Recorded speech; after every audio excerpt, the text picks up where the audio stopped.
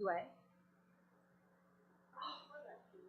There's that. And I have a resolution too. Thank you.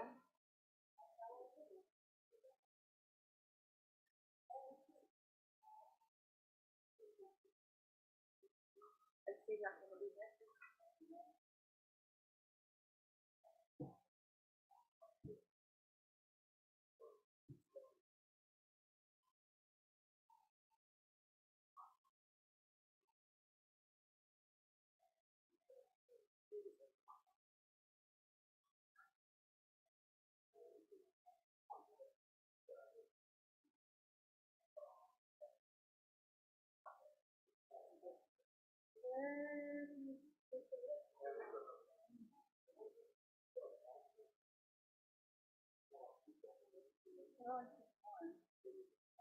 Oh, and Larry didn't finish copy.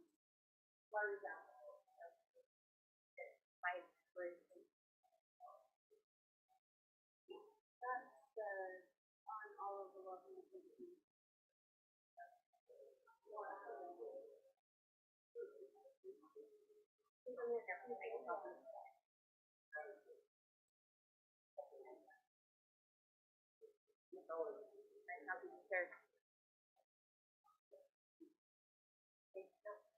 I'll get those.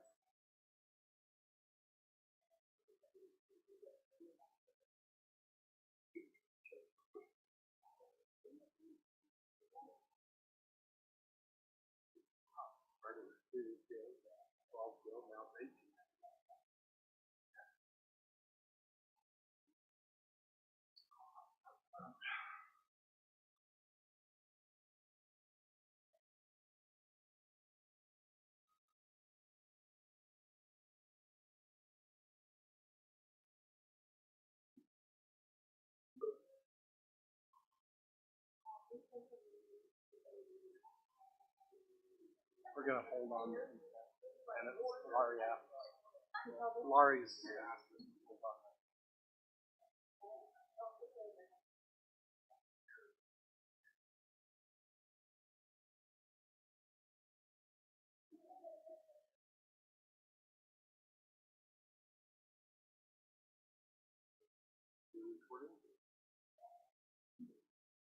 all right, the magic hour has arrived, 6 o'clock. I'll call to order this regular meeting of the Pleasant View City Council this Tuesday, May 24th, 2022 at 6 p.m. Welcome, everybody. Good to have you here.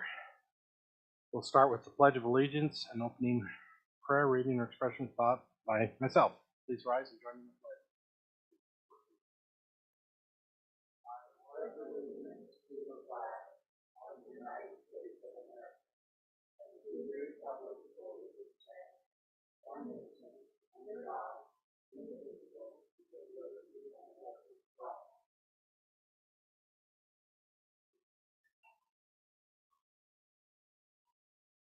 Our Father, who is in this evening, as a body of the City Council, as good to us, so that we might make good decisions, thoughtful decisions, and we are able to conflict, to do the job that we've been selected to do. Make our decisions and be beneficial to residents in this area, so appreciative of that. Lives and for the way they react to the community. Bring the things together, harmony, peace, make this one of the best communities on earth. Other Professor notice that servants, because responders like police, like fire, military, public works, all would strive to make this a better place. To living. Father, grateful for the many blessings that we've had. Thank you, blessings for the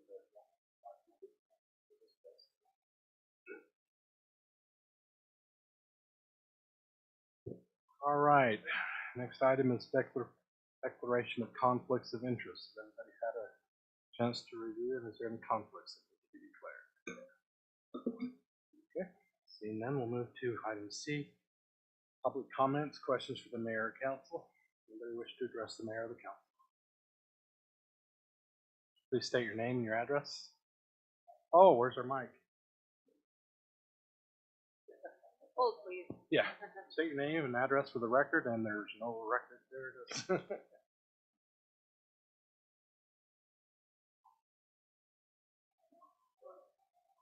Pull that over toward you. Okay. So my name is Jenny Cole.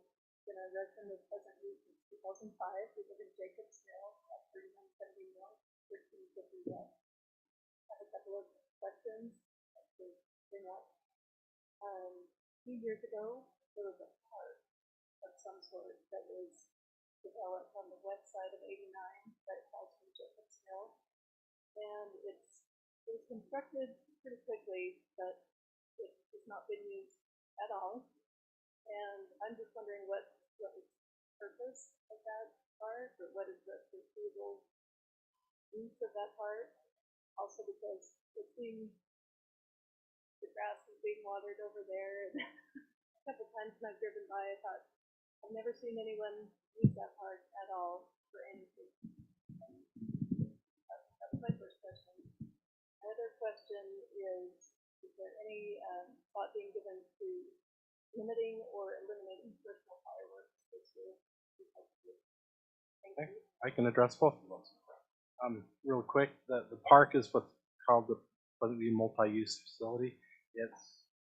It is still in development. The grass is not quite to the point where we're going to be playing on it yet.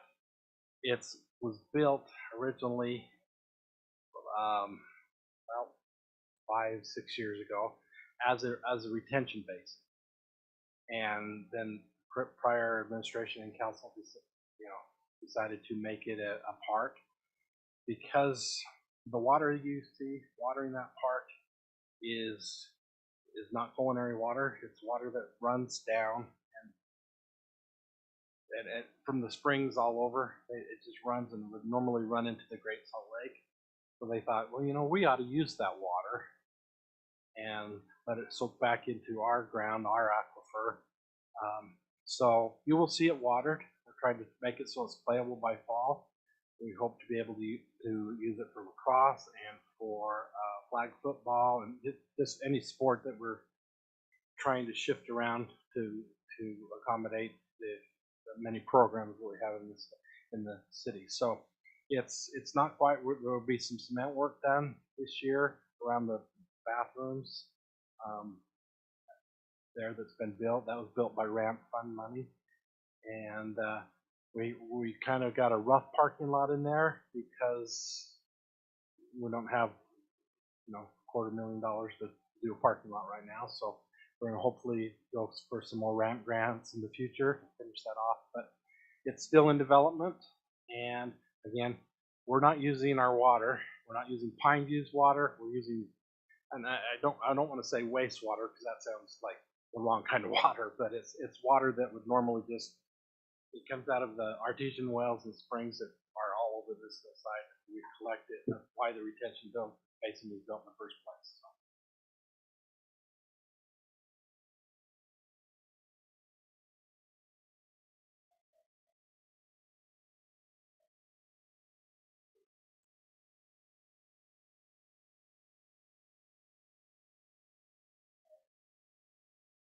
That predates me, so yeah, that was like I said, prior administration.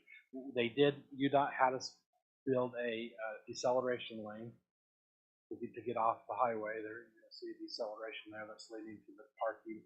Eventually, the deceleration lane will continue as that's 1325. As it goes across as the other piece that we do not own, but when that's developed, there will be a road on the east side of the park between that and that piece of property there. But that property owner is not ready to develop yet. So that deceleration lane will continue on there, and there'll be another entrance exit going into the bottom part there. So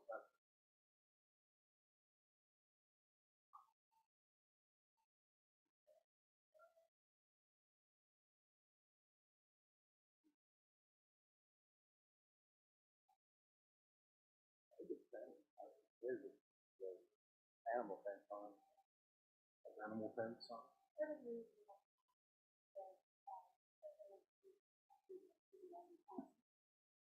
It was probably the city and Oregon County, but that was part of the review. We'll have to consider that. I don't know.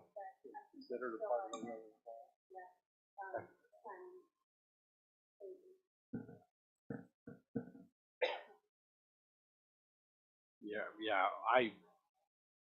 Yeah. What do you suggest we do with it?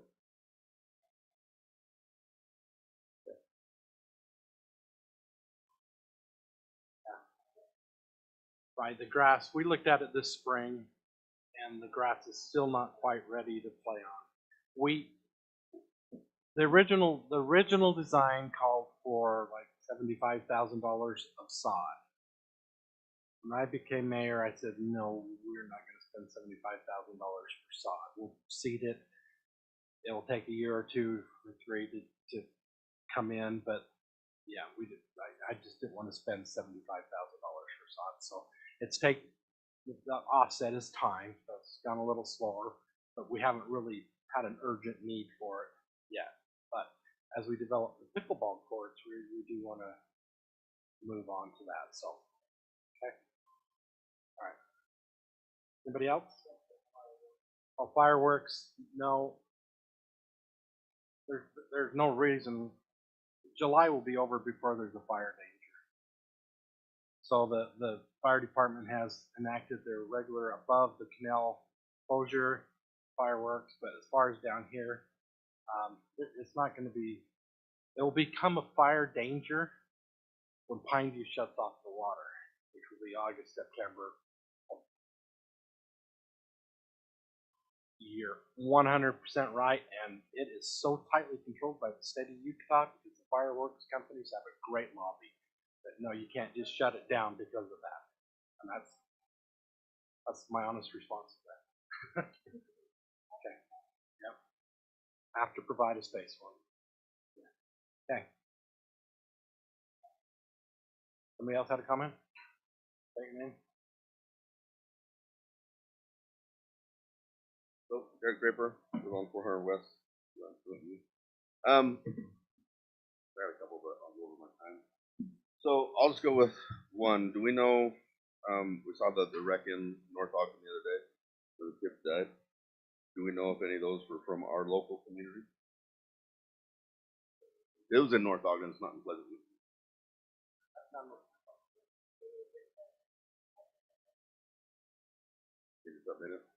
Okay. So I'm assuming that no Pleasant View police officers were present in a high-speed chase in a motor vehicle wreck, which killed several people, right? No, after it's over. They didn't go over to help out or anything? No. I'm just wondering, is there any reason why that knowledge isn't spread to the public who has concerns? The knowledge of, if there's an officer on scene, they know if they're from Pleasant View or North Ogden, because we're kind of a tight-knit community, and those people obviously were not. So, just wondering why it's not put out, or why you're not briefed on that as the mayor. Okay. I guess this is my question is we're having incidences up here.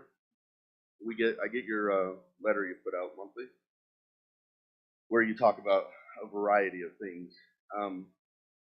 The chief of police never has any discussion in there.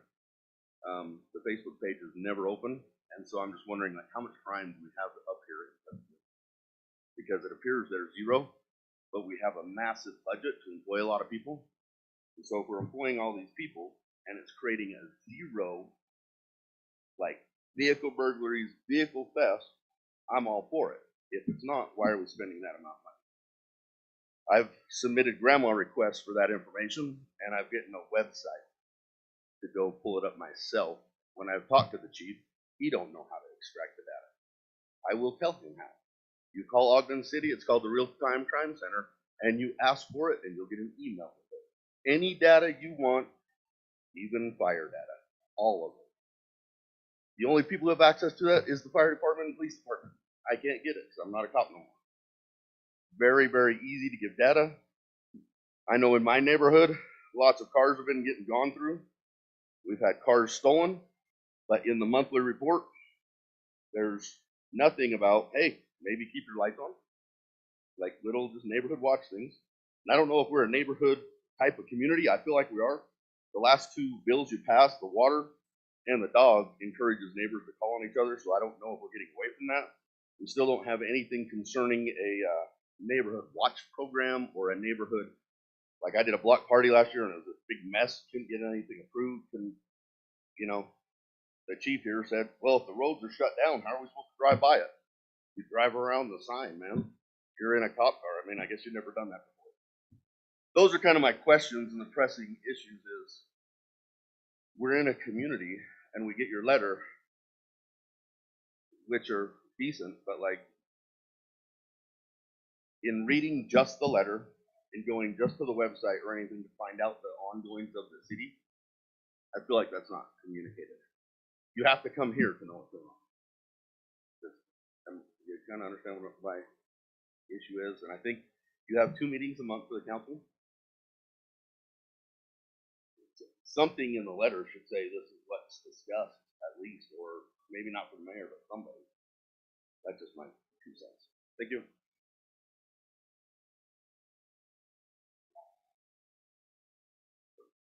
All right, we'll move to the consent.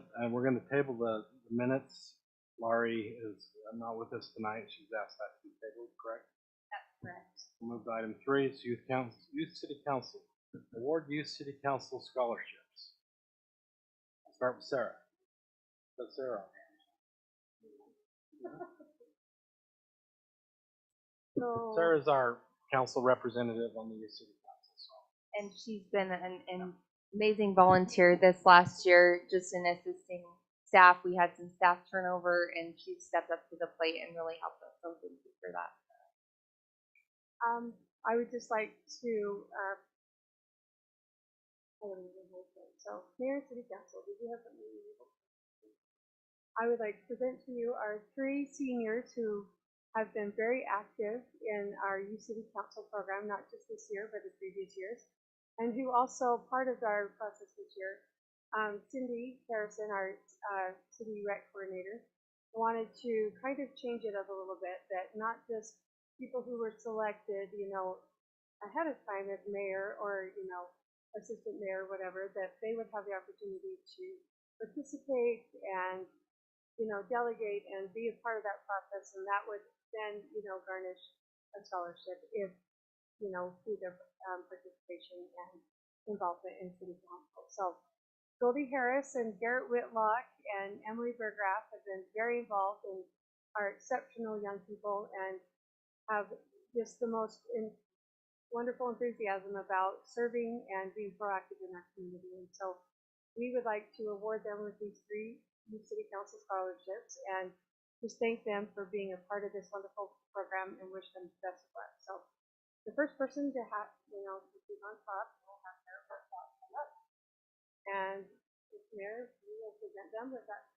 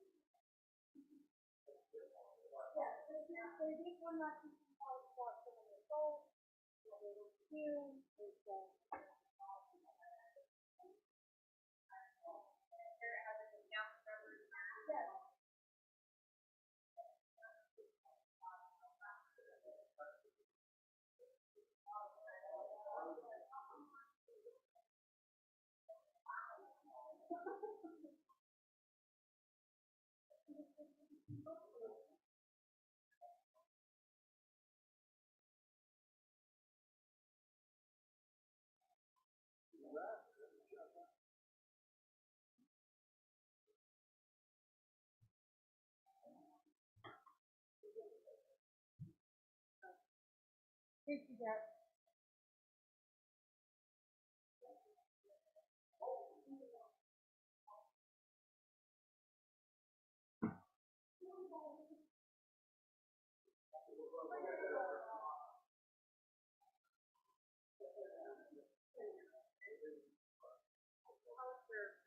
And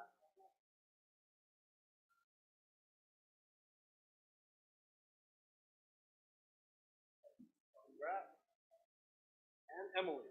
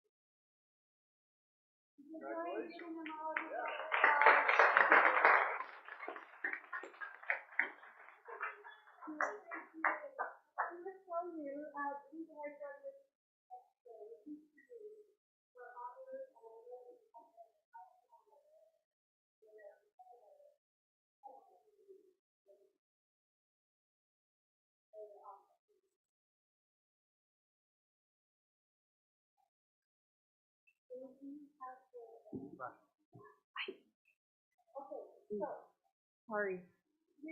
I will go up my here, if you want to ask for awards, this is, our city treasurer and our city recorder then have a little bit of performance that I will run on it. That's all right. So, thank you so much. Yes. Yeah, thank You're you. welcome to stay too. Yeah, but you you're want to welcome stay, to but I wouldn't. Yeah, no, I would. That's me. I'll put it out on Facebook, but we can also email it to you all, if you want to do that there. Okay. Thanks. Thank you. Thank you. Good youth in this city. That was a fun graduation. Went pretty good, pretty fast. Very much so. Loved all the comments. It was Yeah, impressive group. that's an interesting note too. We provide in our community that's awarded over $400. They said 7 million in there. Oh, did he say seven? They said 7 million. That's crazy. That's amazing. All right, item 4 is preliminary subdivision plat. Discussion and possible action to consider preliminary subdivision plat for Boyer Pleasant View containing 2 lots on 20.17 acres at approximately 3155 North Highway 89 in the MP1 zone. Amy. Thank you, Mayor. Sorry, I'm just getting the map up.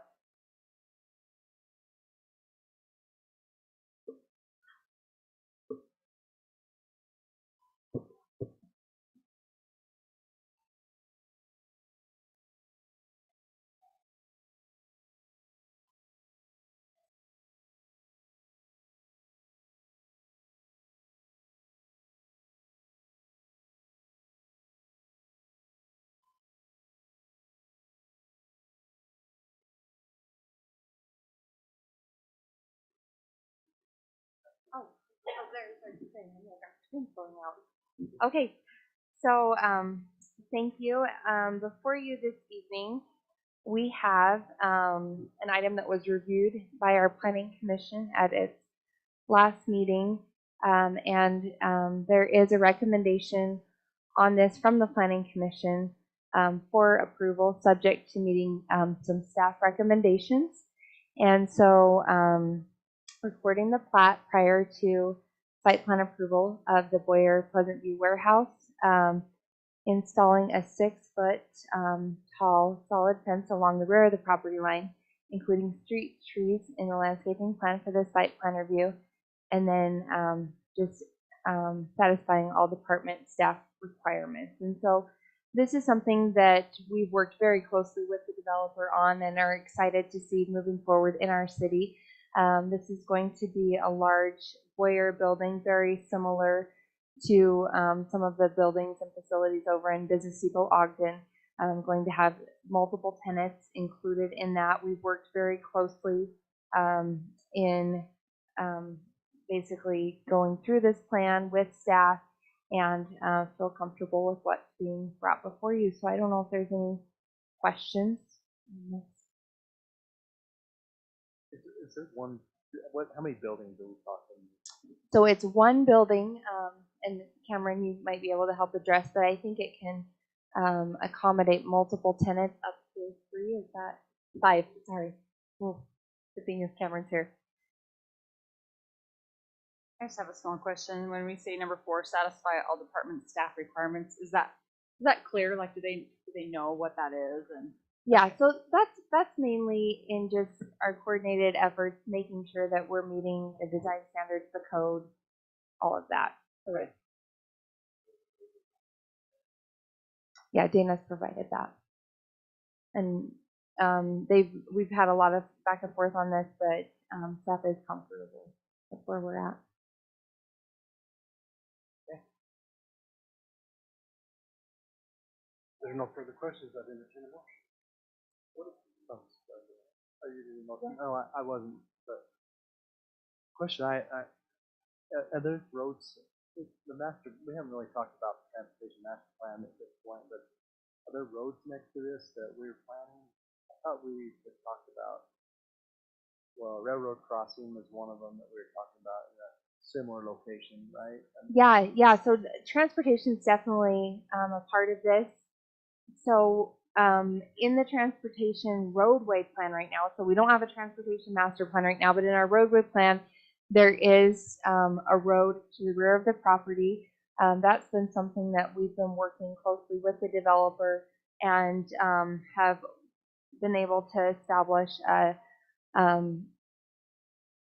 smaller width roadway in the rear by the rail crossing. And this is something we've been working closely with UTA. Eventually, the front runner will come back in that rear area, but we're not maintaining the right of way in that. So it definitely does comply with our existing road plans, and we appreciate the cooperation of the developer in coordinating that. I've been working with UDOT on that one to the north. Well, no, that's Highway 89 to the north. Well, yeah, north. You guys go northwest. I call it. Well, and the rail crossing question is that There is one on the northwest property line, right, of this property? You can see it on there. So they've been working with UDOT. So what were you gonna say? yeah, no, the rail question is really an excellent one and something that, and Councilmember Marriott's on our transportation master plan committee, that we have some experts with railroad crossings on that, and that's something that's going to be part of the plan, but we're still vetting out plausible locations, and so I don't think we're quite to the extent where we're ready to Yeah, recommend. that was my only concern about But this. this is not disruptive to what we're looking at with the transportation For a master railroad plan. crossing at that location, because it's a really good location with the 1100 West going through there. So that was my. So one of the things with the railroad, Yeah. with the railroad crossings that we've learned just with working with our consultant Vern is there's only certain areas where we actually can have the railroad crossing because of the way, and I'm going to get this terminology so wrong, but you'll notice how they have these long stretches of the train cars together. They have to have an allowance for a certain capacity of that, and so we can only have the locations in certain places because of where the other existing crossings are. Otherwise, if we put a crossing in the middle of that, it's disruptive to the line of the cars. If that makes, that is totally not the right technical terminology. Tyson, can you fill me in on those right words? Oh, Pretty thanks. close. I just want to make sure we don't disrupt that plan if it could. Yeah, no, we. Oh, you want to?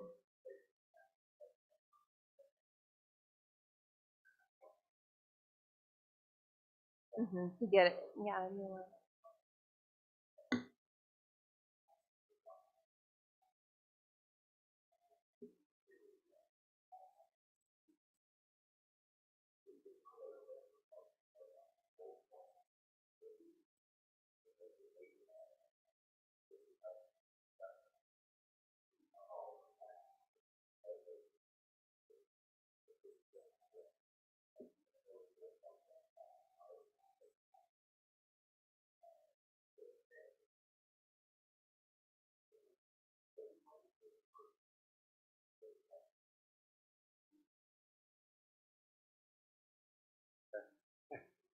We're learning a lot about railroad crossings right now. Fascinating. And here I'd like to make a motion to approve the preliminary subdivision plat for Warrior, containing two lots on County 117, which is the third located by north, highway area and country that with, with the,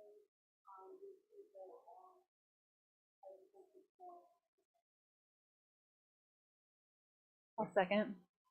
Motion by Yuri, second by Arrington. Any further discussion? All in favor say aye. Aye. Any opposed? Motion carried. Item 5 is a public hearing, zoning ordinance amendment, discussion possible action to amend chapters 18.09 and 18.10, single family residential zones to add a provision allowing accessory structures or detached garages to be placed within the side yard setback, provided the lot fronts a cul-de-sac and meets standards. Ordinance 2022-14. I'd entertain a motion to go into a public hearing. Second motion by Yuri, second by Marion. All in favor say aye. Aye. Amy. Okay, so before you this evening is another item that has come forth with a Planning Commission recommendation, and appreciate kind of the dialogue on this item. This item was initiated from Councilmember Nielsen, who had some interested individuals who had reached out and said we need a solution to allow more buildable structures in cul-de-sac bulbs because of the way our setbacks are. They were extremely limited. And so with that, there was a little bit of confusion at the Planning Commission meeting in the dialogue with a lot of the discussion on the location of the structure up to 1 foot from property line. That is something that is currently allowed with other structures that aren't necessarily on the side of the yard. So this is allowing for a more side yard structure to be installed. And so part of the recommendation for denial with the 3-2 was because of that.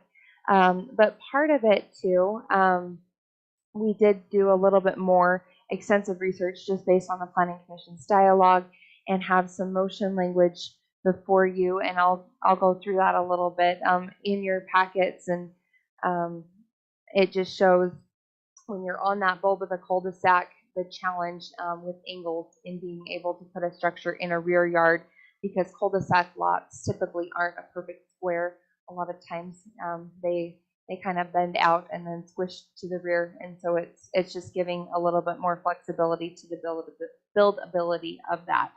And so with that, in your packets, we have some language that refers to the first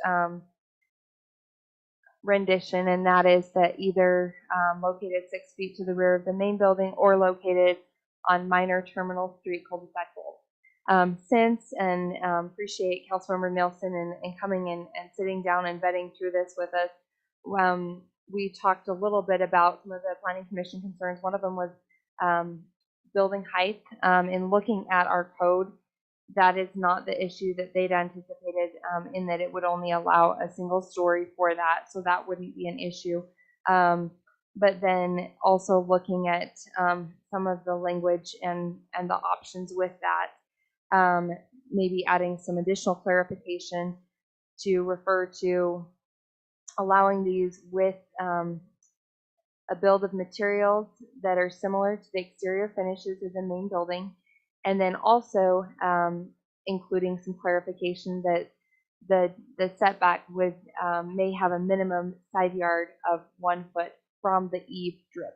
And so it's a little bit more clear there that it's not the foundational piece of that, but rather if there's any type of bump out, and typically there is with an eave drip, it would require the distance from that. And so the foundation, depending on how far it would be even further extended.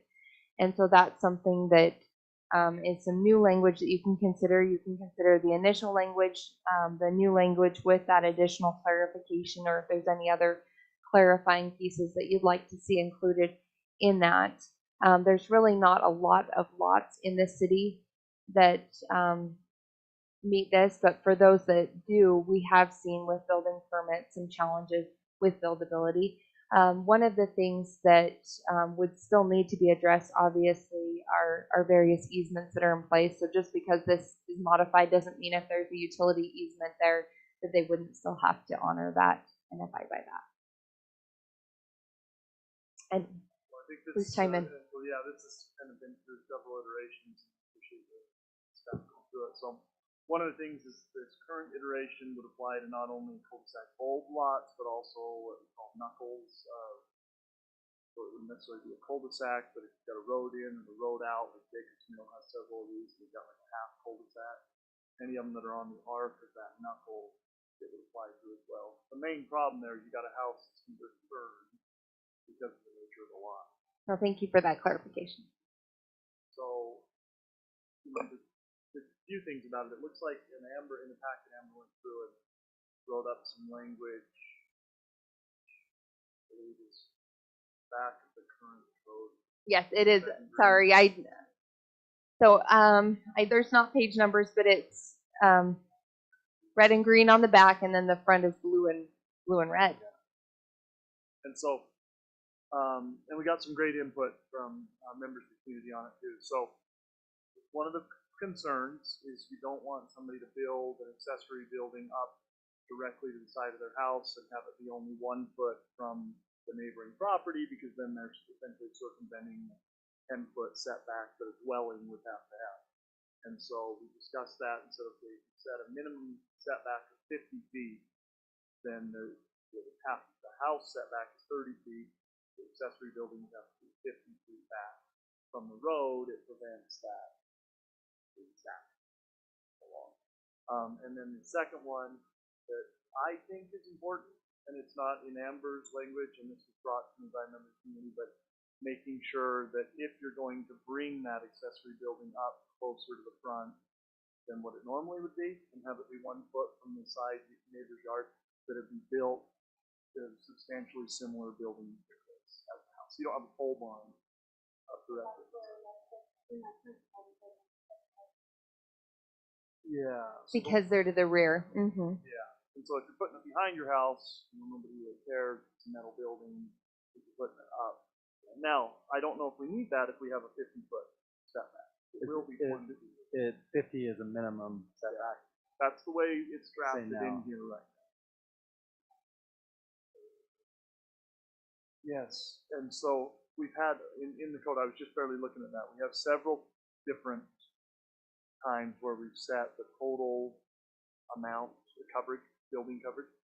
There's one that's 75 per zone, there's one that's 60, and then I didn't see one for residential. Yeah, I didn't see for, so setting it at 50, and this one that Amber brought up, but it's 50.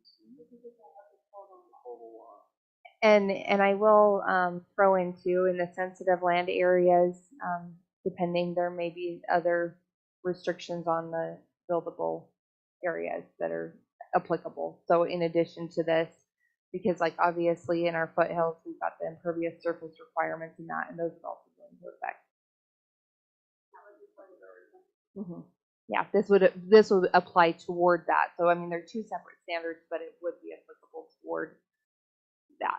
So which one would overrule the other? Like you're saying, you know, if we can't have so much impervious structures, right? Mm-hmm. Saying 50%. So how do you know which one you're going with? You know? Well, so the 50% necessarily wouldn't be an issue. It's the amount of impervious surface. They'd take into account that calculation. So it really, exactly, the size of the lot, the size of the structures. And so it both go hand in hand depending.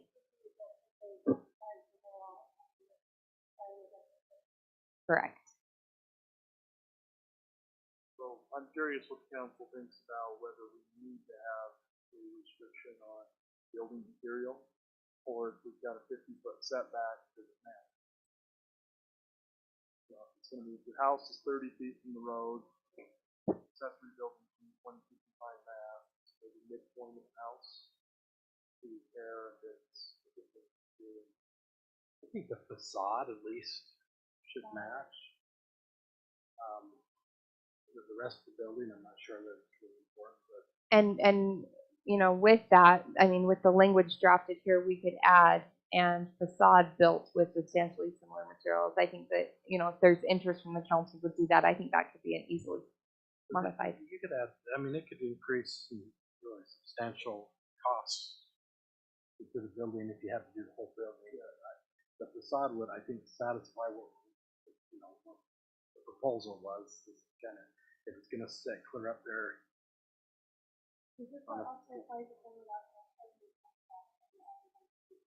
This one's only cul-de-sac and Other lots are not in this at all.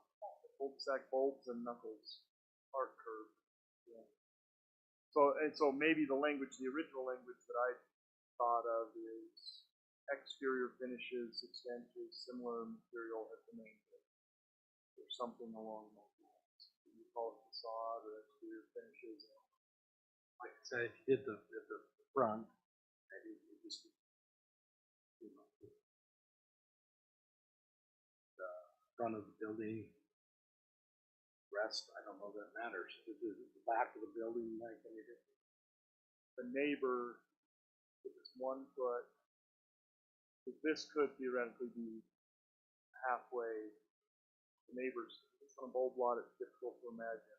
You could have somebody's house and have this accessory building be half of the house, neighboring house. But they're looking at a side wall, so maybe it doesn't. I don't think in a bulb lot that way. What was the previous requirement? You had to be so much behind the house, like 10, is it 10 foot behind? 6 Yes, 6 foot, 6 yeah. foot behind them. So where this came from is you got a bulb lot and somebody's trying to put a garage, and they want to have it be 1 foot from the neighboring property line, which isn't a problem. I'm building one right now. It's 1 foot from my neighbor's property line, but it's 6 feet behind my house. Well, if you get closer to 6 feet behind your house, then it has to be set back 10 feet. And so that's where you no longer can build the size of buildings you want that is 10 foot. And so with these bulb lots, they've had a lot of trouble being able to fit those buildings. And a lot of time. If it's further than 6 feet behind the main building. And so you've got these houses turned on a sideways angle where behind the building would be almost to the back of the lot. So you can't fit a shed on this empty side unless you set it back 10 feet. Yeah.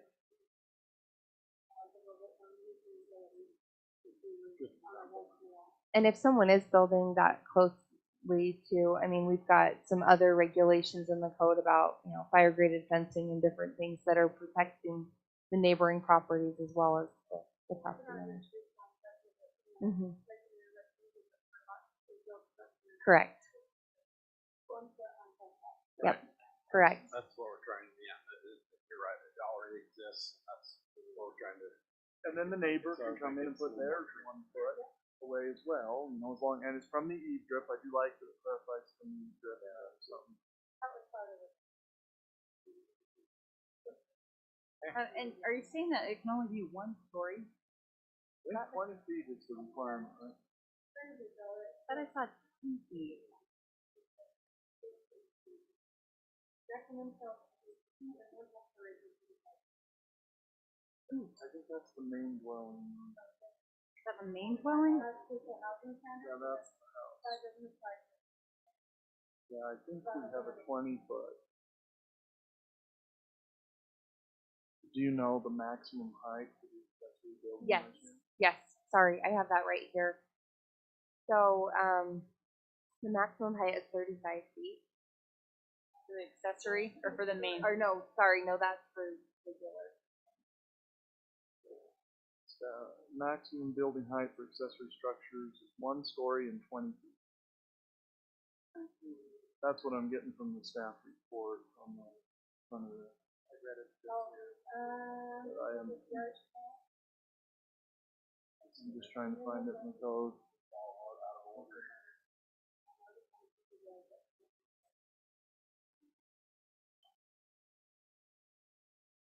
I'm just trying to find the. Oh, it's on the next page. The building height, it's on.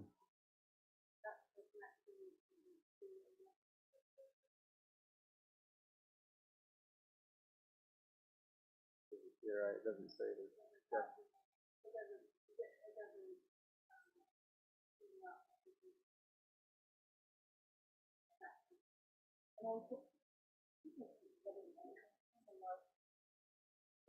Because I know Amber had mentioned that it was, I know there were concerns with the planning commission that it was a one-story requirement, and we just kind of looked at that.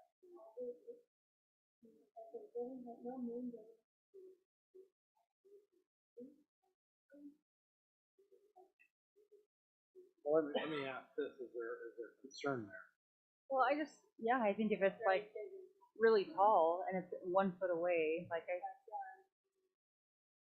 Yeah, But- and I agree if we're on, I'm trying to think this through, because it might look better to match their roof line. So if you're talking about a bulb lot, I can't think of a scenario where you've got houses side by side on both lots.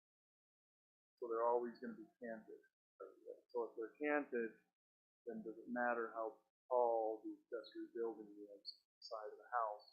Would it look weirder if you've got a 35-foot tall house and have a 20-foot tall garage? Or would it look better to match the roof? I just don't know what there's harm caused by matching the original roof line of the house.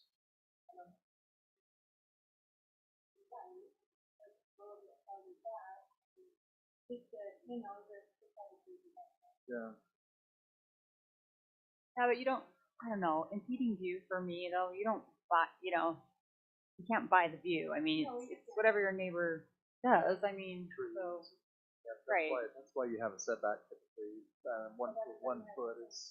It's tight. But to be clear, right now, as long as it's 6 feet behind their house, they could have it 1 foot from property line and have it be 35 feet. Apparently. Accessory can be 35. I don't know. I mean, we're not finding a restriction in the code. I'm not finding anything about. Debbie's getting the book for me, sorry. Okay, one more question or just concern discussion. So if we're not going to have on a normal lot them match the exterior of the house, we want to change that for a cul-de-sac lot. Like, I mean, it's not really a conformity. Like, it's almost like we're saying you're in a cul-de-sac, now you have to match it. But if you're not, you don't. You know, What they're getting in exchange for that is to bring it up closer. for aesthetic. Yeah. So that's the trade-off, and that's good discussion. I like what you're saying, and I also agree with Phil and Julie, so we can forward.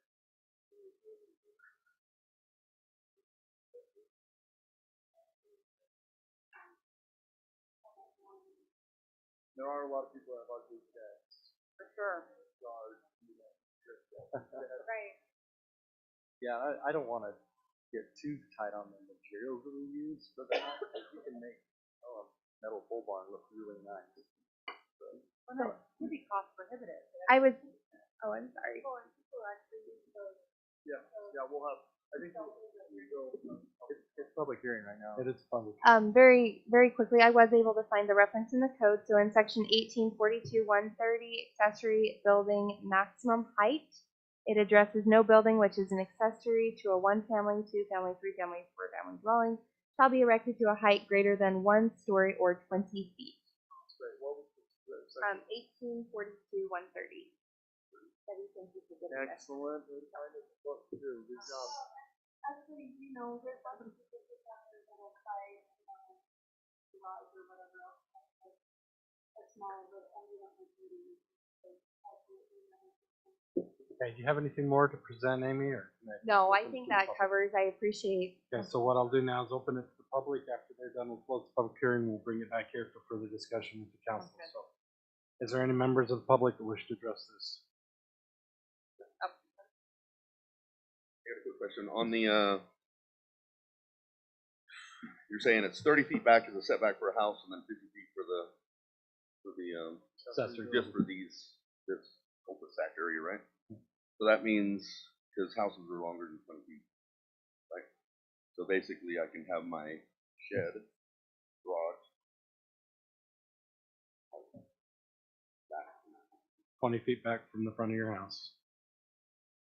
30 feet here, not 20 feet back from the back of your house, it's 50 No, feet from from the the road. front from the road. From the road. So you'll be offset, 20 you feet. know what I'm saying?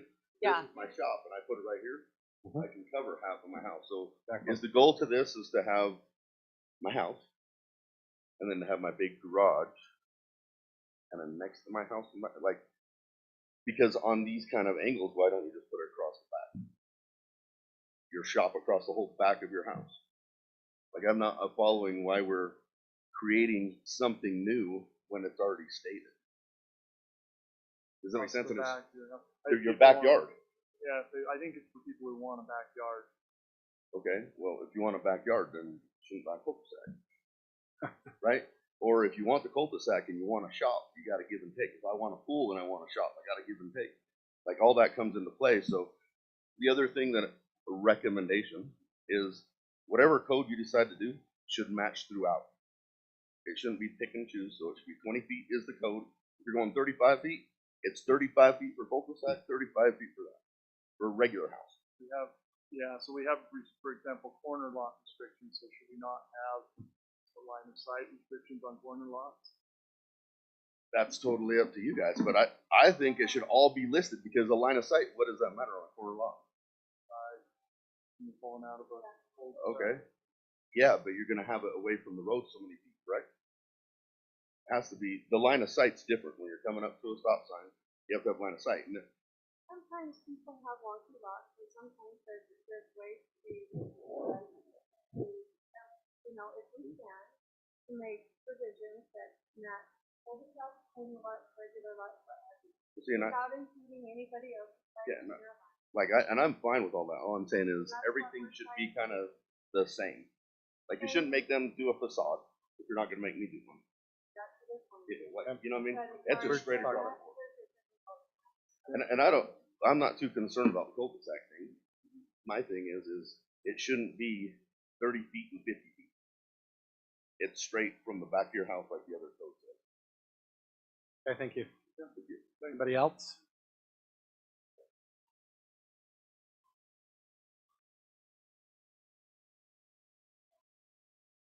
One thing that, you know, Just will you state your name for the minute? Brent, will you please just state your name for the minutes?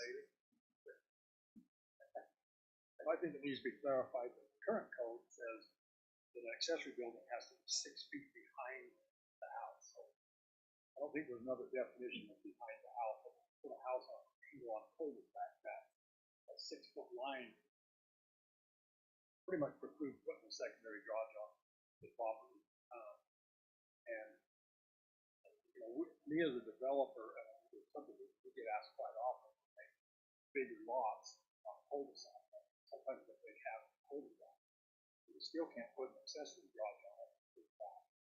Imaginary back line plus 6 feet is just wipe it out. I think that what you're doing with the cul-de-sac, this is an exception to the code, how I see it. Take that exception, you have to do certain requirements, just like you have to do the 3/8 lot to Pleasant, you have to do the exception that you can do it, but certain requirements come with it. So I think it's a great time to make the code a good one. I think this is different than out with garages behind them as far as the visibility. I'm kind of in favor. I like to use the word that could be.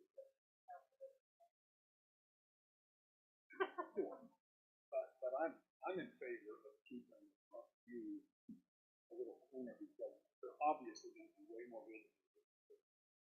Most lots are only, the building line are 100 feet wide. And most lots that are 100 feet wide, you can't have an accessory building next to it anyway. You end up with a couple of lots that I'm aware of that maybe have 250-foot frontage, but they still can put an accessory building next to it. That's a different situation. But I'm in favor of having, because this is a different situation behind the house.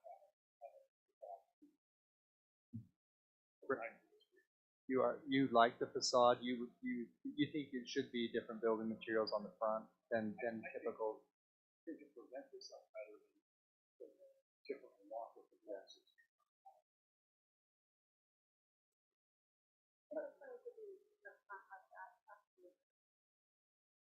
Yeah, so that's, I wonder how we just have to word it in a way that it wouldn't apply if they somehow fit it behind the house, and there were more than, that it would apply if it were, we don't want to necessarily make somebody have their shed behind their house in cul-de-sac lot, still have that same facade.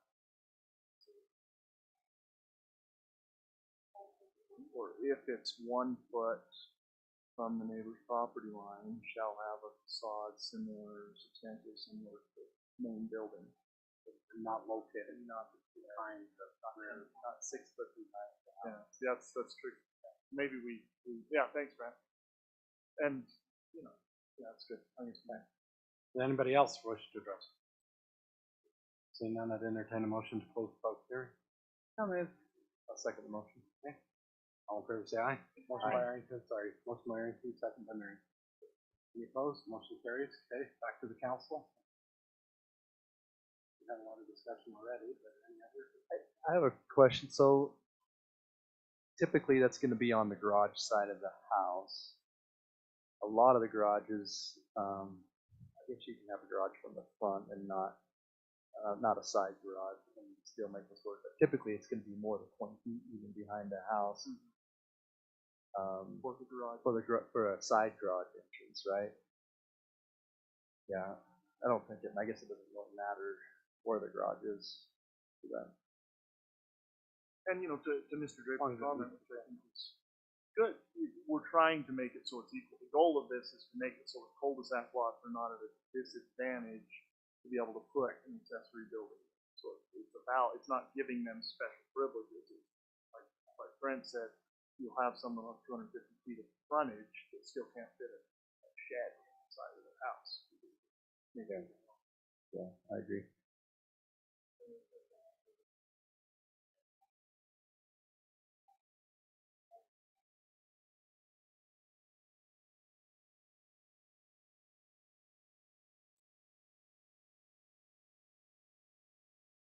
The one thing that does concern me that Mr. Draper raised, one football and Mr. Bailey raised, with different viewpoints, and that is the facade.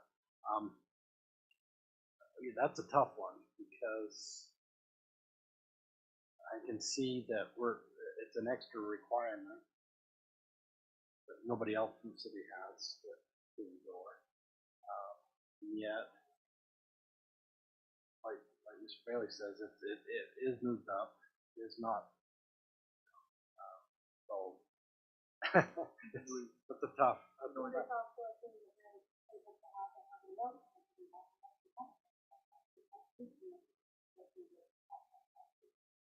Is better, I mean, is that covered through maybe CCNRs or covenants? You know, that's the only question I have, because there's a lot, on my way home, I see a lot of ugly sheds that are directly along the road. Yeah. But they're not behind the house, but they're directly along the road. Well, My concern about that is who determines what is acceptable materials, right? I mean, and I like the subdivision, the CCNRs and stuff like that to handle that better than the city handling it, but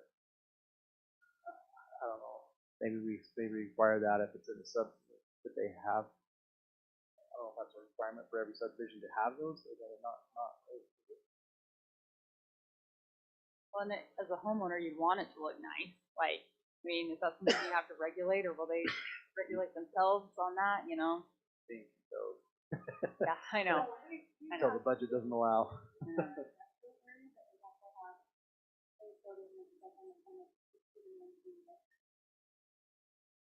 Can I just make a suggestion that we table this for now so we can put a little more thought into what we want to put, more into it here. and I'm fine with a table, but if there could be some clarification as to what additional research we're looking for, what additional information could be helpful in your determination. So some build, some not really have to rush it for that reason, but some that are building are waiting right now on this.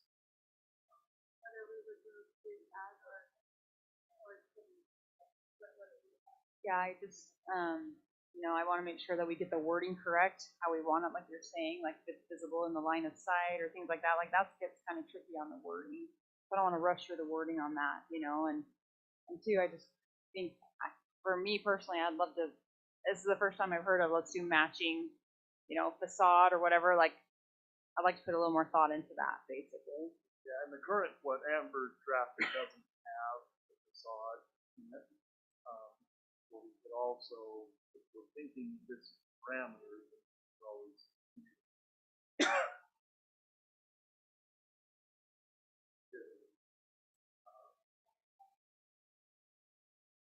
Well, and one of the things too with the current language that's been drafted by Amber, I do think that it's vague enough that it doesn't provide a lot of specification as to what the materials are, because it says built with substantially similar materials and exterior finishes, but that doesn't dictate that it's identical to. It really doesn't. I mean, there's. I don't think that's not Amber's. That was the one. Oh, was that the one you sent over? Sorry. Amber's is the draft ordinance with the green and red. Okay. I'm looking at the blue and red. I'm looking at Phil's draft, I guess. This would be, and I'm assuming if we were voting on something, it would be on the draft ordinance, which is the 3 pages. Well, the original, so you can vote on any of these 3. They were all included in the packet. The original is the very basic text that was provided to the Planning Commission. So then based on that, there were 2 other drafts from that. So there's a couple of options there. So I apologize. That was your language, Phil, but I do think that it's broad enough that it kind of addresses that site so that somebody doesn't put a, ugly gray shed or metal shed next to their home, but then it doesn't necessarily require that they use brick or. So would we adopt these brick, stone, or stucco as I think that's language that's already in. Yeah, that's already. So that would apply to the. I think that's just the main building. Yeah, so to not be confused, if and I'm not making this right now, but if I were making the motion, it would be to adopt the language that's set forth in Amber's amendments, which is that green, red, 3 pages. And that's what sets, so with the green and red, the draft ordinance. The red is omitted and The red is what we're striking, and green is what we're adding. And on the back, the housing standards are the that's correct. So it would, and so what that does, to be clear, is it maintains the same 30-foot setback for the main building, but it would add a 50-foot setback for cul-de-sac bulb lots for the accessory building, allowing them to be 1 foot from the property line. So all we're doing is allowing cul-de-sac bulb lots to move up to 50 feet from the road and be 1 foot. Where's the change in for the drip portion of that? Where does that? So it is on the very bottom of that first page, number 3. Lots fronting an arc curve, cul-de-sac bulbs and knuckles. The minimum front yard setback shall be 50 feet. Minimum side yard and rear shall be 1 foot from the eave drip. Minimum distance from the main building shall be 6 feet. And that's a good clarification. It still requires it to be 6 feet from my own house if I were building one. It can't just be 1 foot from my house. I have to have 6 feet for firemen to get through. For people. You're 6 foot open. It doesn't matter what the closest point is about. So it meets the other. Jam it in there. 6 feet from there, and then they're at least 10 feet from the neighboring dwelling. Yeah, I'm fine with all of that. I support all of that. And I think we could look at it and say if we want to, if the facade thing, if we want to think that over. I'm not. It's a good idea, but I don't know that. I said to Ann, does anybody really? I mean, does it really think it's going to be a problem that somebody puts a shed up or a garage up that it's like, oh, that's ugly. They might not like the facade either. They might even like the house. People build houses all the time. They go, that's ugly. I'd never build that. But I know it's like my marriage. My wife and I have spent 10,000 hours discussing what the outside of our shed's going to look like. So I think the marriage will dictate more than the city code. you're probably right. You're probably right. Well, and one other option, if you did have a desire to move forward this evening, you could direct that staff do additional research just on that specific topic. And I know that there's some cities that require regardless of where the setback is, but some type of material requirement for accessory sheds based on the sizing. And so that may be something, you know, To Mr. Draper's point though, I mean, if we're gonna look at that, maybe that's something based More on generally. size, more general. yeah, for everybody, exactly, not just- exactly. It's like we're gonna require this because of this. And so that, yeah, that could be direction to look at that more generally, if desired. So I've seen codes different ways, and I think that that's something we could delve into more detail. I agree. I don't know that we really want to limit. We got to be really careful how we limit them, you know, or require certain materials. We're thinking this provision will allow for someone to build an outbuilding from the house, but that's we're just allowing the space. We're not. I mean, it's really not that much difference in length behind a home, right? If that home was to be squared up to the frontage, it wouldn't really change the distance much at all. Okay. Then, Yes, Mayor, I'll make a motion to approve the draft ordinance as set forth in, I'm going to call it Amy's or Amber's draft, which is the 3 pages of green and red text. This would amend Code Section 1809040, Site Development Standards, to add Section C, amend Section D, 2, 3, 4, and add Section E, as well as 1810020, and is set forth in the rest of the changes. Motion by Nelson, second by Yuri. Any further discussion? All in favor say aye. Aye. Opposed? Motion carries. Item 6 is I think that's a roll call vote. Sorry, Debbie and I were just. So where's the ordinance?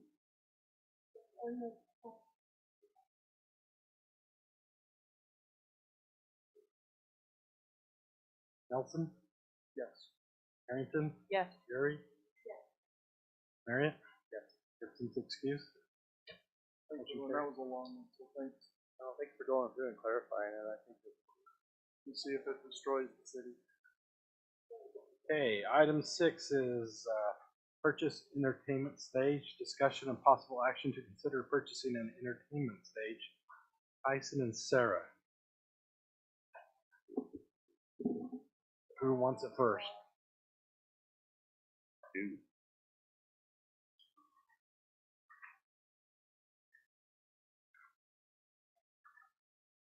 So we built out the quote together with that from the Stage Depot. They're the 4x4 aluminum finish stage.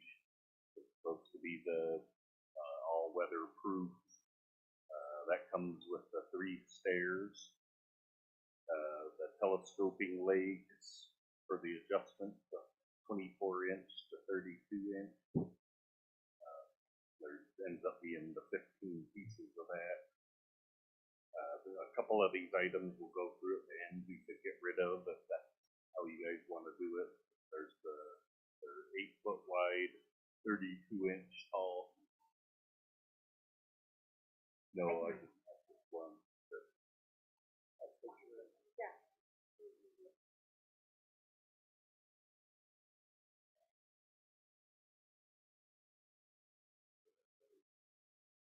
We got the quote late, so back from them.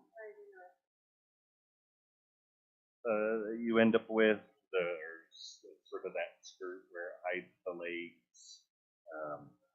Yeah, it's just a fabric skirt. They're surprisingly expensive for 6. Comes out to $761.94.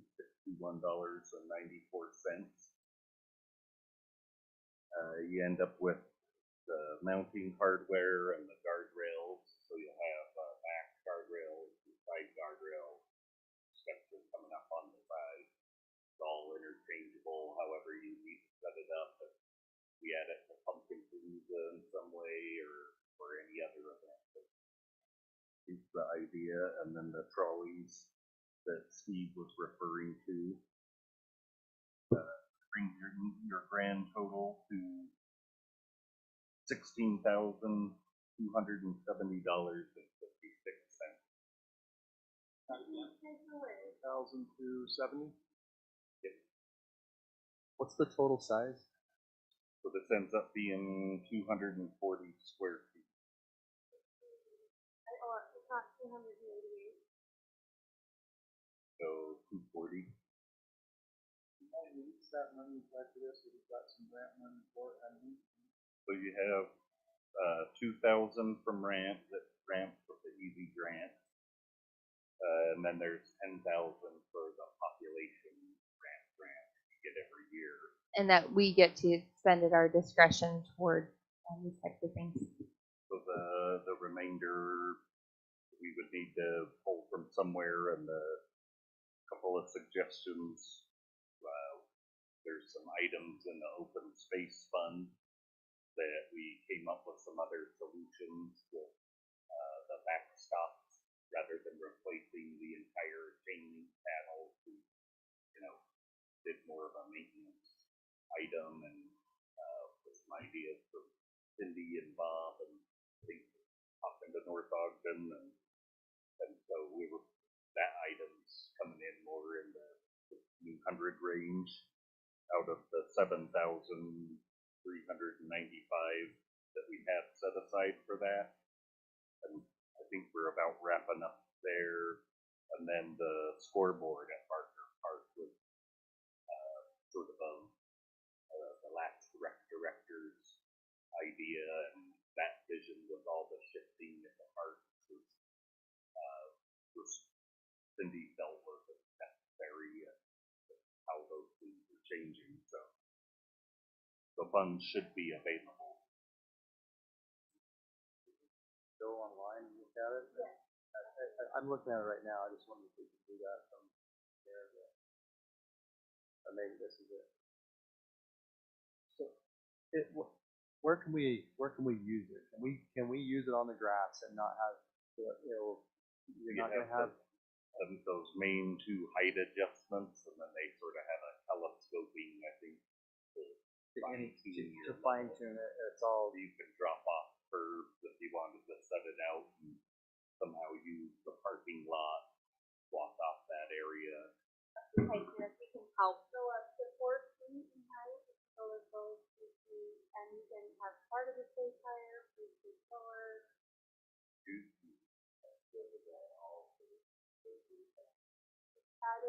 We added all the things too, right there. So this is railing on the 2 sides, the steps, the all weather waterproof surface. you've gotta have the railing. Yeah, I feel very most comfortable with the railings just from a liability and safety standpoint. Did we decide on the oh, it's aluminum finish, isn't there a different surface, the black surface, what's that? So that was more of a weather resistant. I didn't get to talk to the company themselves, but the way I read the description, it's sort of a lesser quality. I think something because those panels you're setting in separately. So I think that's a different type of top coat, because the aluminum finish is supposed to be the better of the two for your weatherproof. And then it's got the grippers across the entire thing, sort of a version of your diamond plate of that. Yeah, I just don't know. I like, the durability of the aluminum, but I think having a different coating, at least a black or a color difference on, would be more professional, and or a difference in sound or something. With the black coating would be better. No, I think would more appealing, and also for sound, the sound. I think Looks like the carpet. yeah, almost like carpet. But Carpet on the stage part, is that what you're saying? There's about 1,000 different options. You could add that. Yeah, you could. More.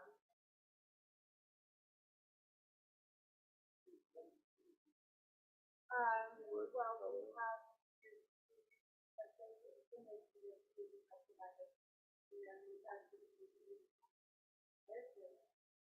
Plywood with a solid metal frame with a They would trailer. probably prefer something like that.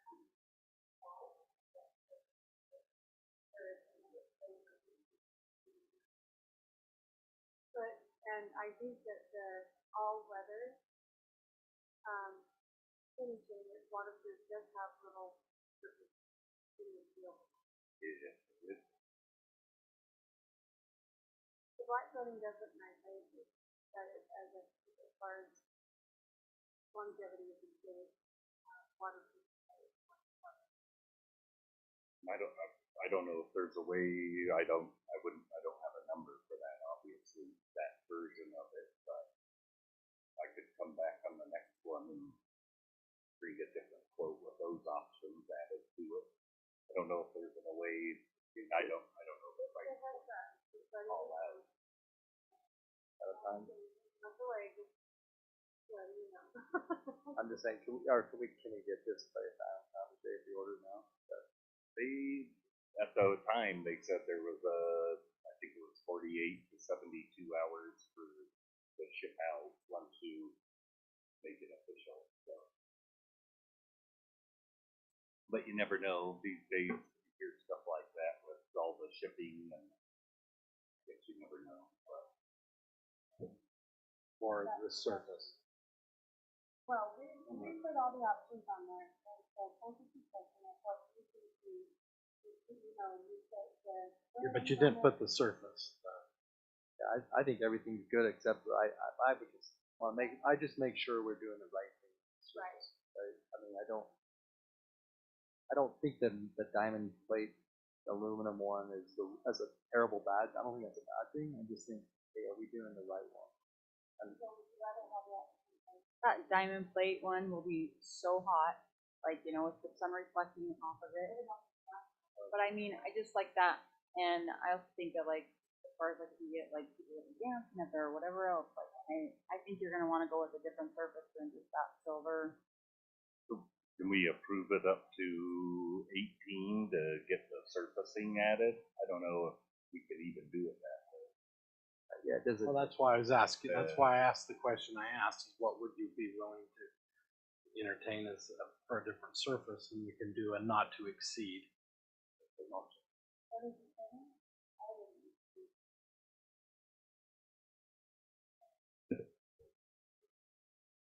Then come back and that surface. Yeah, We're gonna. is it on the? If we're gonna spend that much money, let's Do just it do it right. Yeah. But I mean, do we say it's not gonna be more than 19? And obviously, we don't wanna spend 19. But do we approve it for Not to 19, exceed. not to exceed 19, and then say what that surface is? And if it is more than that with the surface, is there something else you can cut out? You have both sets of stairs right now? 2 sets? Just one. What you're gonna want. And, I mean, if Long black skirt, we could do if you do it at 18, and if you start getting higher than that, you could pull out the skirts. I don't think that would hurt feelings, and the same with the trolley. We can add it later. Yeah, the trolley, we have all those smaller trailers, and we can load them up on that. Okay. So without the trolley, are you manually carrying this? No, we'd pull up one of those bigger trailers, those smaller trailers, and just load it in that. What I would like is that, kind of like, yeah, that's why I was thinking, like, on the black on that, and like, we talked today, and like, when we want, we can find the summer, you know. Like you do a Can't say I've sports one. ever danced on a stage, so a lot of. Well, that's a requirement. If Shocked. we approve this, then we have to see like the dance. I told you. All right, what's your pleasure, council? Sarah, you know more about this. What's the amount that you? Okay, hang on, I'm just gonna add all the fences and look at, you know,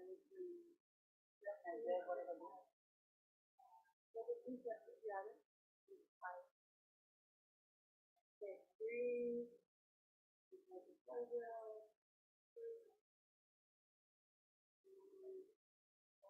You building a quote? You won't. Well, you, This quote, if you add all that, it's 2,059.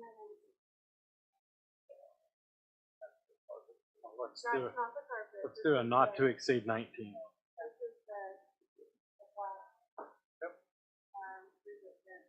I'll make a motion to approve the funding for the page, which is agenda item 6, not to exceed $19,000. Tyson to work closely with Sarah Yuri on getting the appropriate stage. Do I have a second? Second. Okay, motion by Nelson, second by Arrington. Any further discussion? All in favor, say aye. Aye. Any opposed? Motion carries. Item 8, it's a public hearing for budget amendment. Consider amending the 2021-2022 fiscal year budget, resolution 2022-I. Amy. Well, let's go into public hearing first. Mayor, we have the special events application next. 7, sorry, Oh, I jumped. don't worry. Thank you. Item 7, special events application. Discussion possible action to consider adopting a special events application for use by city staff. Amy. You're stuck with me anyway, so it doesn't it doesn't matter either way. Before you this evening is something that, and I appreciate the comments during public comments tonight from Mr. Draper, because something that we were really in need of an update to. We prior had a special events application, but really limited scope within it and really not a lot of information gathering. Cindy Harrison, our recreation / special event coordinator, helped to pull this together. This is really to kind of help allow for special events to happen, but then also to identify any city that supports that's needed, to help clarify. So if it's at a city venue or at a city park, what the different needs are and what we can actually accommodate. And then just to specify that within the application. And so I think Cindy did a really nice job in this. I know she looked at a lot of other cities' events forums. Some of the things that are included in here, and we've been going through some of this with Founders Day.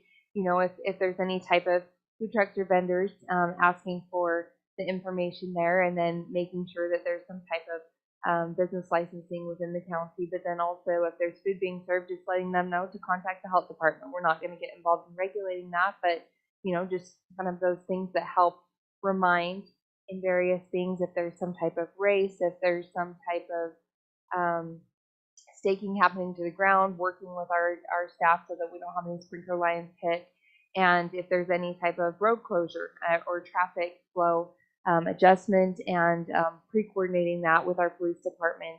And so, you know, just I feel like this actually creates more options and opportunities, but then also helps clarify some of our existing standards and policies to protect our facilities and our parks.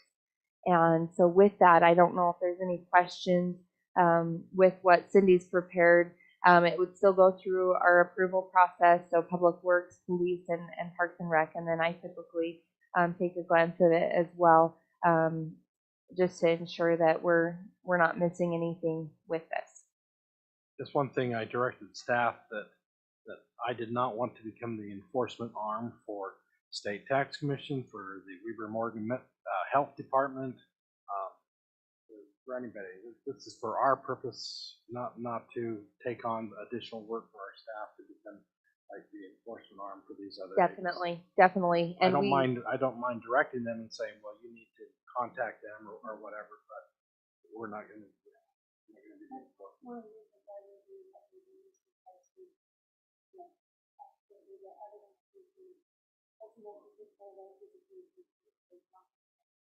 So what we would do essentially is approve this application. They're not issued a permit, or we're just approving the application? Yeah, just approving the application, and then from there, the application would need to be submitted. You'll see there's some timelines. You know, obviously we want some advance notice, 7 days before an event, and then the request is 30 days if there's a road closure required. But ultimately, you know, if they meet all of the requirements within it, these will absolutely move forward. It's just maybe more of an education and a partnership with us and with the residents on what they're working to do. And again, letting them know what different things, you know, with the state and the county that they may need to look at in doing that.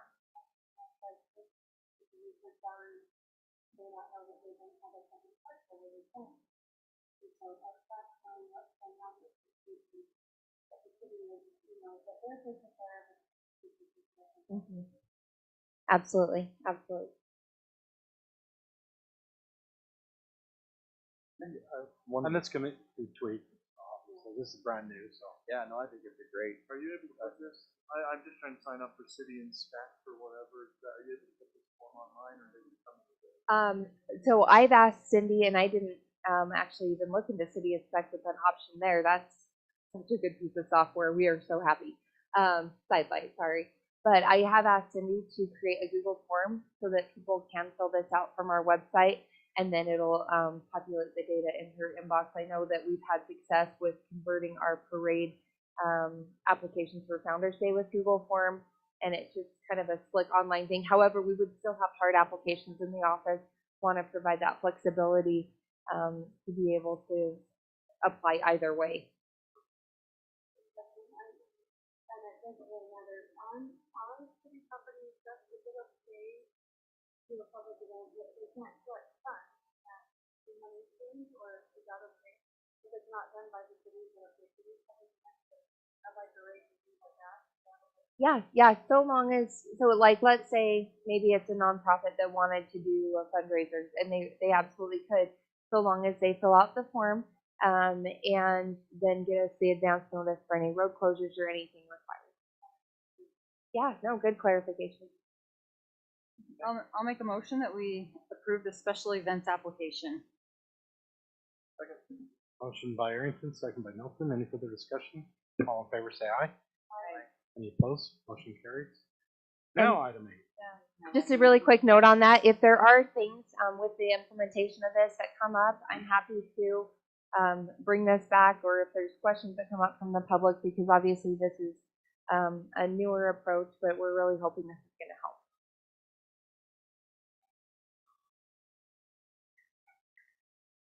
Okay, public hearing for budget amendment. Consider amending the 2021-2022 fiscal year budget, resolution 2022-I. I'd entertain a motion to go into a public hearing. So moved. Motion by Marriott, second by Arrington. Roll call vote. Arrington? What? Oh, sorry. All in favor, say aye. Yeah. Aye.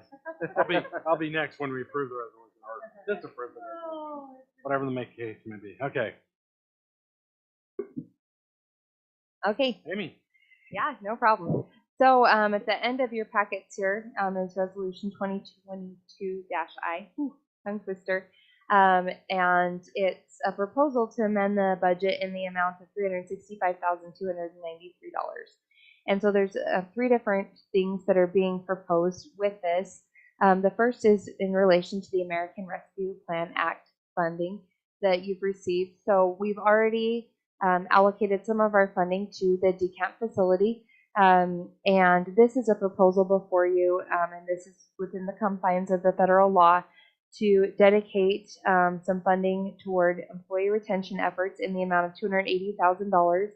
And what we're looking at doing with that is some retention bonuses for our employees. Inflation's hitting really hard this year, and so we'd like to be able to offer them something for longevity, similar to, and I appreciate Tyson kind of mentioning this, but with our uniform allowances, so it would be subject to a length of time to stay with that. So if they were, to leave in a couple weeks, then obviously they wouldn't get the full bonus on that. They'd have to pay back a portion of that. The other is, and you had a presentation a few months back, but contributions to the Weber County Children's Justice Center, the CJC, in the amount of $50,293. Excuse me. And that was at the requested amount that they provided, and that was based on the usage of our community. So they went throughout the county and weighed out those amounts, and so that amount was broken out for that. And then the other item for the budget amendment this evening, and this is something that was in, and I guess is currently in, so we'd want to look to modify that, the upcoming fiscal year budget. But we do have the funding available to move it into the current year budget, and then we'd still have some type of inclusion in the next year's if at your leisure. But for the pickleball courts, this is just to allow us to more quickly begin utilizing some of the funds that RAMP has given us. So right now we've had an action from the council for $5,000 for the pickleball. We've gotten $305,000 excitingly from RAMP, but it's a payback deal, and so we'd need to expend the funds and then get reimbursed. So, $315. so basically I'm not short us the 10, and that was approved last week. Sorry. so just basically the 35,000 for the pickleball court is just a cash flow issue. We just need the cash flow so that we can. And we do have the cash flow in other accounts. Right, and then RAMP grant will reimburse us for that. Instead of wait till July. Right. And technically, and I spoke with Laurie, we could cash flow from other accounts, but the challenge is it's really a lot cleaner to keep it within one account. I think Yeah. it's clean, it's transparent, it lets everybody know instead of just moving money around it. Yes. We're very good at that. I appreciate that. Yeah, no, it's. That's why we get the stellar reviews. I know Yeah, Laurie is Yeah. amazing at budgeting. So I don't know if there's any questions on those proposals before you this evening with amending the budget. We have already received the ARPA funds, so this is allocating those funds. And yes, Just a comment on the Justice Center. So a lot of the cities were concerned with the CJC being owned by a private foundation, but owned by the county. but they have Brenda. changed that. Yeah, and I don't know if you've received. They were going to reach back out to all the. I haven't seen anything, so that's like, when are they going to send it? I would not send this money until we get some follow up from CJC. Okay. But I'd like to prove it now because they could send that tomorrow. Okay. They just So briefed us up contingent last on week, COG. contingent. Will be owned by Weber County and not by a private foundation. Private foundation will manage it and do the services and stuff, but So we could put it contingent on some type of like I said, evidence. we can approve Yeah. it in the budget, but let's don't expend it Until. Okay. Yeah. So we don't necessarily need a contingency. We're going to approve, but we won't. Yeah. Okay. Well, we're going to want some sort of invoice or some sort of something in order to approve it financially. Yeah. We'll see where they're at on that, and we don't have to come back at that point. It's there. If it doesn't come in this period, we'll move it to the next period. Okay. And then there is an error on here, and I will take full credit for that. I think that I'd forgotten to update the date, so it still says the 10th of May on here, but that's a typographical thing that we can adjust. The total amount of ARPA funds that are available, I mean, do we know what that is? Yes.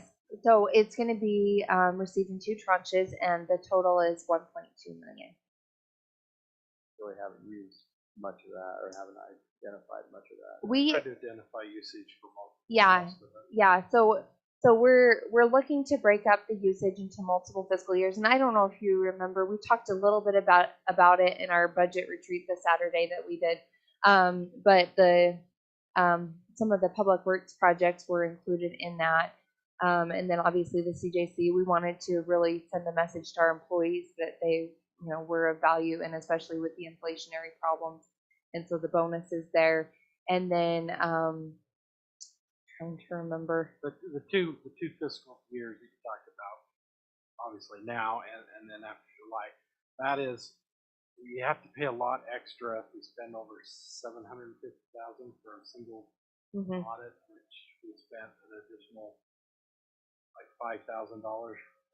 Well, last time we didn't even expend it on the But that was the COVID, the CARES Act funds, but it was a pass through to the county, but because we had taken the funds and then passed them on, we had to do the single line audit, and it was $4,000 or $5,000, and so we didn't even expend the funds, and we got caught holding the bill for a single audit on those That funds. money was passed on to all the And the funds are audited regardless, so it's not, but because of the receipt of federal funds, they have certain additional requirements for a single audit to break them separately from the budget if you Not expend like more we're than trying to bypass 750. an Yeah, audit, it's no, trying to save no. that one particular, which would be, kind of. And I will say too, I mean, I think it's, a really wise thing to break out the expenditure of the funds because there's a lot of funds and there may be other needs that come up in the next fiscal year. So there's a lot of different options, and you all will get to make those determinations. One of the things we talked about putting a little bit of money aside for is possible fiber. I mean, there's a few different things that you could do with those funds, but it is very laid out in what you can and cannot do with those funds. And a lot of it has to do with infrastructure projects, employee retention is one of them, technology with fiber and cable. So some roads, but they have to be newer. So we can't. I know that was, but because the decamp facility is new, stormwater is one of the other things that it does address too. Well, we already have all the funds for that. No, you're good. Okay, is there any, Yeah, another question though. How is the retention bonus? How will that be distributed? Is it based off of us? well, we'll bring that back to the council. Right? Yeah. You're planning on bringing that back to the council as a full plan? Yeah. No, absolutely. What we're doing this evening is just allocating the funds, and so just in initial discussions, I think the intent is to provide it to full and part-time employees. The part-time employees would have a lower amount, some type of signed document, basically saying, they're a commitment to stick with the city for a certain period of time, and then just kind of outlining different. I mean, we'd have to weigh different scenarios if somebody's a new employee or kind of how we want to work. Yeah, no, we're still scoping that through, so we can absolutely bring that back. All right. Is there any members of the public that wish to address this? Seeing none, I'd entertain a motion to close the public hearing. So moved. All in favor, say aye. Aye. Okay. Any further questions from the council? Not, I'd entertain a motion.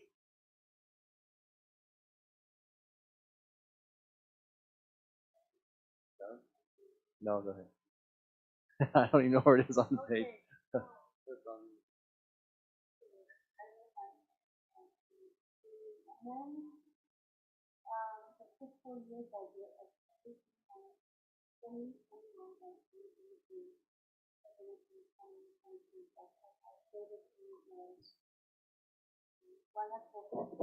I believe it's 2022-I. Is that correct? Okay. On the motion, do I have a second? Second. Motion by Yuri, second by Nelson. Any further discussion? Roll call vote. Nelson. Aye. Harrington. Yes. Yuri. Marriott. Distance excused. Motion carries. Thank you. Item 9, towing service. Discussion of possible action to award the towing service contract to loss recovery. Chief Hatley. Several months ago, we dispatched the whole location for police department. They requested to reach the contract with a local for specifically named who we want. So we called the co-funders in Region County. Those who wanted us to make a proposal consideration to do so.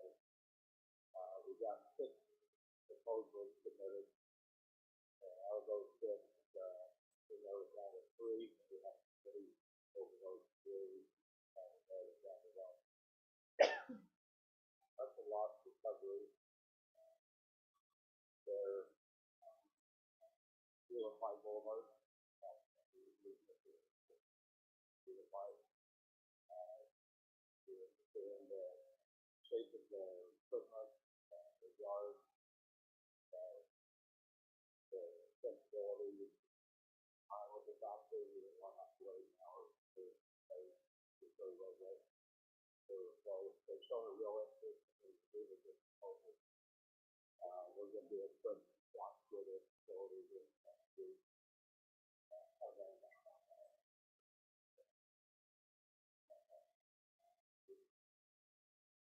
become comfortable awarding them that contract with them. We'll do our play proposal to make sure the city's covered, the company's covered. Yeah.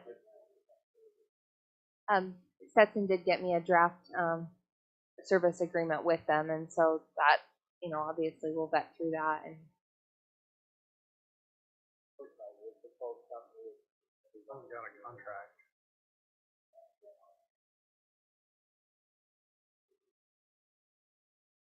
Okay, I'm not, do we have a contract?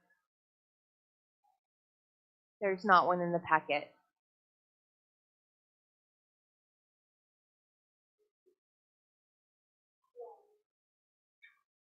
Yeah, I'm not sure. I think we're gonna need to have the contract and go through Mike and then actually get to see the contract.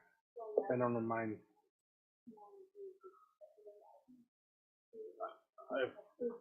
Yeah.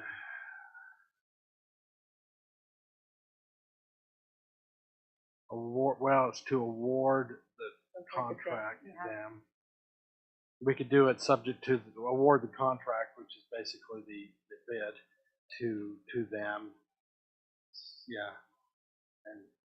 And the packet has what was included in their Yeah. RFP, so it actually does break down their plan, their address, their costs, fee schedule, all of that. So I think we can go ahead and award them or award them the bid, and then get the contract back to us. Okay.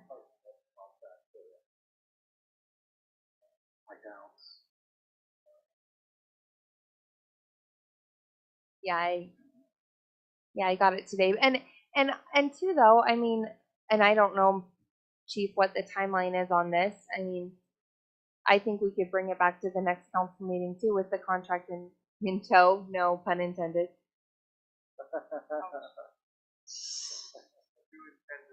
I intended that. Either way, I'm okay either way from award the bid pending the contract coming back, or so they at least know they have it and can proceed with that kind of stuff. Yeah. So, are you good? I do have a couple questions though. So they have other cities they're already contracting with? Is that how many they've done?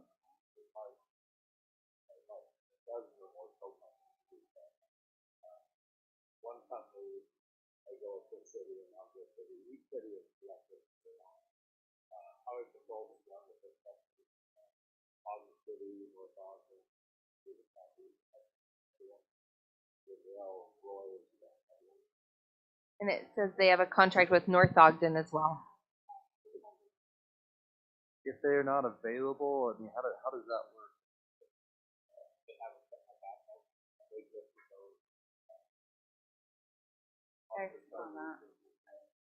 Brett's and Stoffer Stone. Okay, that's the one right there.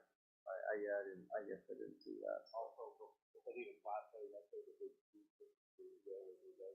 they do, like for doctors,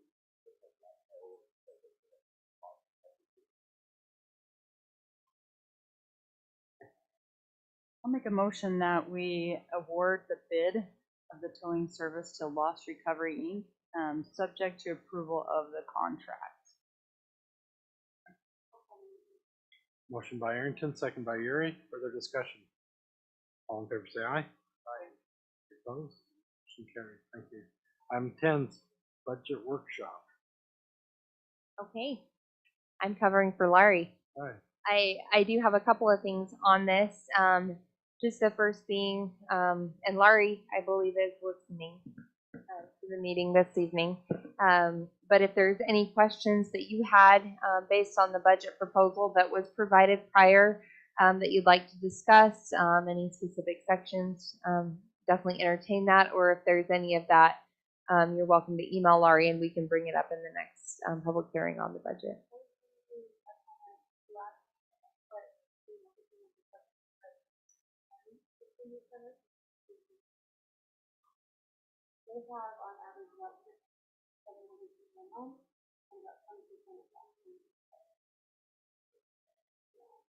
Okay, so I also talked and I was told they don't need an increase in our fees. She was excited though, and I told her. I was hoping you didn't tell her. Generation, right? That's the generation that turns money away. They're really, really good with their money. They're very sure about that. Anyway. And I was showed their financials, and I'm like, yeah, you don't really need the money. So, all right, yeah. No. Any other discussion topics on the budget? I believe I did send Laurie an email telling her, or called her, I don't remember which, or dropped in, I don't remember which, that said we, to put that back to the 5. I did get, yeah. In the future, if they need, because they'll ask. So. Yeah, no, Laurie Anything has else? that noted. One of the things, and I don't remember if I brought this up in a council meeting or just to individual council members, and so I just wanted to make sure, but with our grant applications, I really want you to be thinking, keep the wheels spinning in August or September with ramp grant, and it looks like there's some SNAP grant money too, safe routes to school. Just think about different areas, different locations as to where we could utilize some grant funding. I know railroad crossing is one of the things too. And what I'd like to do is have in that time period, probably September or October, a resolution that you all look at and consider to identify those grant application priorities, so that when we're applying, we know what your priorities are ahead of time, and it kind of helps us. I know, appreciate Councilmember Urian helping us to come up with some good ideas this year, but with we got a great $315,000 award with pickleball this year. And I think just being thoughtful of, what are some different things strategically that can help our community, so that we're not having to last second on our toes, be thinking. And then, if there is any intent or desire to match those grants, we can do that ahead of time too, and help you in the competitive part of the application process. So. Grants and SNAP, what other, funding sources? WACOG is something too. Those are typically due in January, so that's something January, February timeframe. WACOG is usually due in June. Is it June? Well, we have to put a it's- pre-submittal letter in Oh, January though. Yeah. And then defining some of the parameters of what type of grant that's, And that's one of the things that I'm hoping to vet a little bit. I know there was another one I saw that we're going to talk about in our next CRC that just came out from the state. There's just various opportunities that come up, and some of them you can't plan in advance. But for the ones that we can, I think it would be really helpful. I think with having Sarah on the ramp board, it's been really helpful too, because we're usually applying for the recreation side, but the arts we haven't done anything with. Maybe something we want to look at, or exactly. Yep. And so just be thinking, and if you hear of opportunities, it's safe routes to school. I can't remember what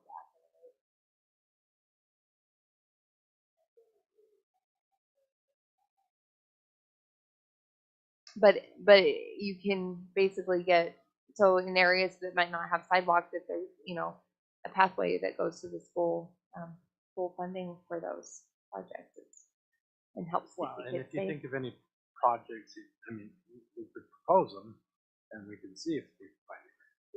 That too. That's a really excellent point there. So I just, I think the city can be a little bit more strategic in how we handle grant applications, and not that we haven't done great this last year, because I think we've done phenomenal. Yeah, this last year, but I think let's even keep pushing. Great way Okay, to. anything else on budget? Do we need a closed meeting? Yes, we have a brief item on that. Okay, can we do item 12 and 13 first? If we could just do the closed meeting for a moment, Derek, I can come grab you after. It shouldn't be very long. Okay. Then we'll do the closed meeting. What are we considering? What's, So, I mean, we've got to state it in the motion. yeah, to close. no, so it's pursuant to the state law and it's, to discuss, property acquisition. I'd entertain a motion to go into a closed meeting to talk about property acquisition. Mayor, I'll make a motion that we go into a closed meeting to just talk about property acquisition. I'll second. Motion by Marriott, second by Arrington to go into a closed meeting for property acquisition. That is a roll call vote, I believe. Nelson? Yes. Arrington? Yes. Gary? And Marriott? Yes. Gibson's absent. Okay.